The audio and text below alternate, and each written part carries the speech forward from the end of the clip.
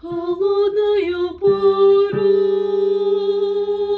местности, привычной скорее к жаре, чем холоду, плоской поверхности более ничем чем горе, младенец родился в пещере, чтоб мир спасти, спасти. Милон, как только пустые, можете мой живот вмести.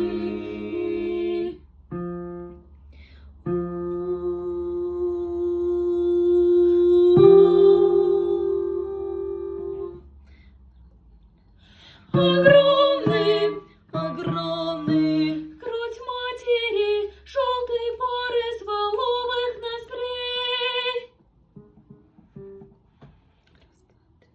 Их